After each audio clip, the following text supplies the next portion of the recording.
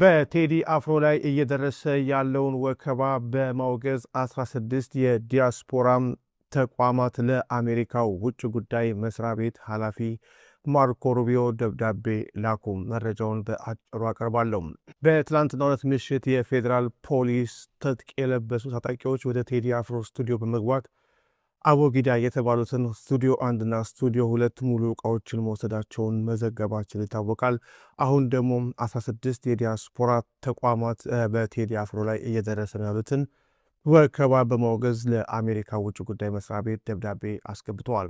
የአሜሪካ የኢትዮጵያ የሕዝብ ጉዳዮች ኮሚቴን ወይም ኤፓክን ጨምሮ 16 የኢትዮጵያን አሜሪካ የዲያስፖራ ተቋማት በአንጋፋው ድምፃዊ ቴዎድሮስ ካሳሁን ላይ እየደረሰ ያለውን ጫናና በኢትዮጵያ እየተባባሰ ያሉትን የሀሳብን በነጻነት የመግለጽ መብት አፈና አስመልክቶም ለአሜሪካ ውጭ ጉዳይ ሚኒስትር ማርኮ ሩቢዮ አስቸኳይ የትኩረት ደብዳቤ አቀረቡ።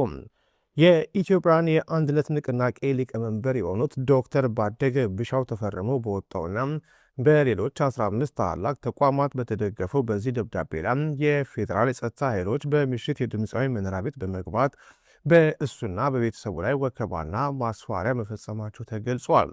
ከዚህ በተጨማሪም የድምፃዊ ቃል አቀባይና ምክትል ማናጀር የሆኑት ወይዘሮ መሐሌት ሰለሞን መታሰራቸው እንዲሁም በአዲስ አበባ ውስጥ ወጣቶች የቴዲ አፍሮ ሙዚቃዎች በማዳመጣቸውና በማጋራታቸው ብቻ መታሰራቸው እጅግ አሳሳቢ ክስተት መሆኑን ደብዳቤው አብራርቷል።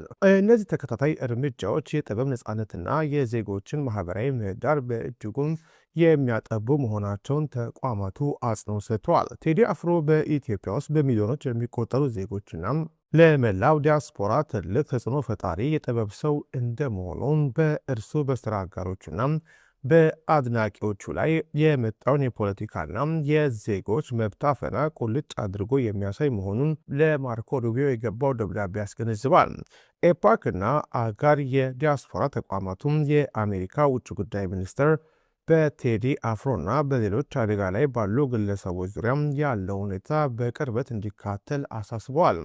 በተጨማሪም የአሜሪካ መንግስት ከኢትዮጵያ ባለስልጣናት ጋር በመነጋገር ሀሳብን በነጻነት የመግለጽ መብት እንዲከበር እንዲሁም የጥበብ ሰዎች፣ አንቂዎችና ነጻ ድምፆች ከወከባና ከበቀል እርምጃ እንዲጠበቁ ዓለም አቀፍ የሰብአዊ መብት ድንጋጌዎችን መሰረት ያደረገ ጠንካራ ግፊት እንዲያደርግ በአክብሮት ጠይቀዋል።